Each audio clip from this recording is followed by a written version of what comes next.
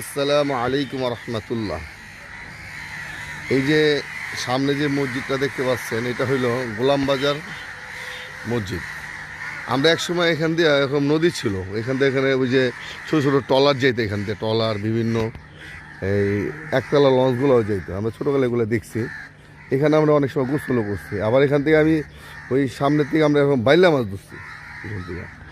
আজকে দেখেন এই হালত কী অবস্থায়, এখান থেকে তো মানুষ এখন ইচ্ছা করলে কী অবস্থা লাগে। এখানে এই সুন্দরবন জঙ্গলের মতন হয়ে আছে, সুন্দরবন জঙ্গলের মতন দেখা যায়, মনে হয় বাঘবুকও আছে, মনে হয় খুঁজলে পাওয়া যাবে কোন জায়গা। খাটাস তো আছি, দেখেন কি সুন্দর।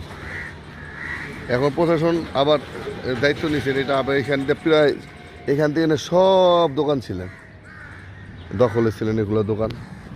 এখন এই দোকানগুলো সব ভেঙে দেওয়া হয়েছে, দোকানগুলো ভেঙে দেওয়া হয়েছে।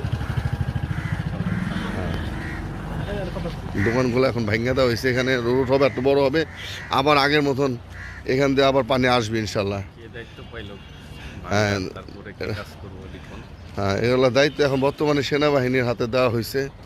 তো সেনাবাহিনী দায়িত্ব নিচ্ছে এখন, যার কারণে কাজটা খুব দ্রুত হইতেছে। সব ভেঙে ফেলেছে। ওই দিক দিয়ে প্রায় পাইলিংয়ের কাজও ওই সামনে বেগুন বাড়ি ওই দিক দিয়ে হচ্ছে।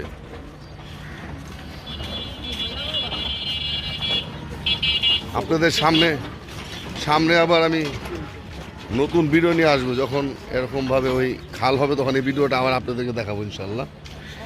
এর মধ্যে আপনারা দোয়া করেন জানি এই রাস্তাটা তাড়াতাড়ি হয়ে যায়। কেরানীগঞ্জের বাসী আবার একটু শান্তি, আবার নতুন করে আবার খাল দেখতে পারবেন।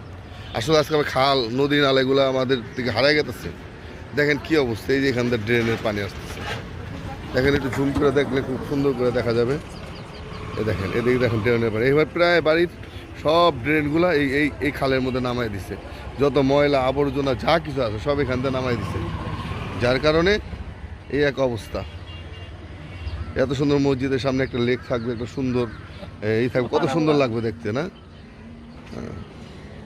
এগুলো আপনাদের সহযোগিতা লাগবে, আপনারা এরকমভাবে অন্যায়ের বিরুদ্ধে দাঁড়াইবেন। মানুষ জানি হ্যাঁ, এই জঙ্গলগুলো দেখেন কি অবস্থা, একটা অবস্থা হয়ে গেছে, মনে হয় না যে এটা খাল। আসসালামু আলাইকুম রহমতুল্লাহ। আবার আসবো আপনাদের সামনে।